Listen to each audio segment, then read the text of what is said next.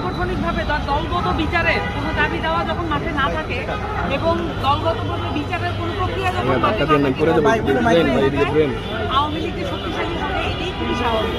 এবং বিভিন্ন এই যে বিদেশে আমরা বারবারই দেখছি মাহফুজ আলমের উপরে হামলা হয়েছে, এখন আমরা দেখছি যে আক্তার হোসেনের উপরে হামলা হয়েছে এবং কিছুদিন আগে আপনারা দেখে থাকবেন আমাদের যে অস্থায়ী কার্যালয় বাংলা মোটরে সেখানে নিচে আক্তার হোসেন দাঁড়ানো অবস্থায় সেখানে ককটেল বিস্ফোরণ করা হয়েছিল।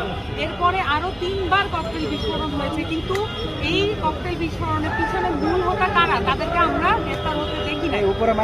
বারংবার এই ধরনের আইনশৃঙ্খলা পরিস্থিতি হ্যাম্পার হয় এবং তারপরে যখন বিচারের আওতায় কেউ না আসে, এটার একটা সুযোগ তৈরি করে দেয় পরবর্তী যে সুযোগ তৈরি করে দেয়।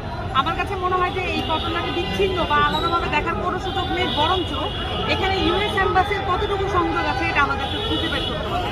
কারণ আমরা জানি যে আমাদের যে ডায়াসপোরা কমিটি ইউএসএর আছে তাদেরকে চলে যেতে বলা হয়েছে ইন্টেনশনালি। কেন তাদেরকে চলে যেতে বলা হলো, কেন তাদেরকে ওখান থেকে জেএফকে এয়ারপোর্ট থেকে তাদেরকে বিতরণ করা হলো, কেন তাদেরকে বলা হলো, মিথ্যা তথ্য দেওয়া হলো যে আমাদের যে আক্তার হোসেন এবং তাসলিম জারা সহ অন্যান্য যে রাজনৈতিক ব্যক্তিবর্গ সকলের জন্য প্রোটোকল রেডি আছে, এই মিথ্যা কথা বলে তারপরে আওয়ামী লীগের জন্য এই সুযোগটা করে দেওয়ার কারণটা কি, এইটা আমাদেরকে খুঁজে বের করতে হবে। এটাকে খুব নিষ্পাপভাবে দেখার কোনো সুযোগ নেই, বরঞ্চ আমাদেরকে এটা বাংলাদেশের এই মুহূর্তে রাজনৈতিক প্রেক্ষাপট অনুযায়ী আমাদেরকে দেখতে হবে।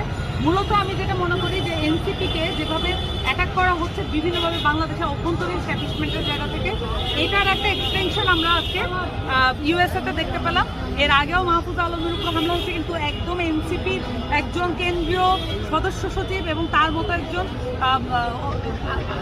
আধিপত্যবাদ বিরোধী সংগ্রামের একজন জনপ্রিয় নেতা ন্যাশনাল লিডারের উপরে এই ধরনের হামলা, এটা খুব ভালোভাবে প্রমাণ করে দেয় যে এনসিপির যত নেতাকর্মীরা আছেন তারা বাংলাদেশব্যাপী অত্যন্ত ভালনারেবল অবস্থায় আছেন এবং তাদেরকে ভালনারেবল রাখাই যেন এই অন্তর্বর্তীকালীন সরকারের একটা উদ্দেশ্য বলে মনে হচ্ছে। এবং সেই সাথে আমরা দেখলাম যে প্রোক্লামেশনটাকেও যেভাবে ডিলে করা হয়েছে এবং একটি দলীয় এজেন্ডাভুক্ত একটি ঘোষণাপত্রে পরিণত করা হয়েছে, সেইগুলো কিন্তু এই প্রেক্ষাপটগুলো তৈরি করার জন্য এগুলো ইনস্টিগেশন হিসেবে কাজ করেছে বলে আমি মনে করি। এগুলোকে বিচ্ছিন্নভাবে দেখার কোনো সুযোগ নেই।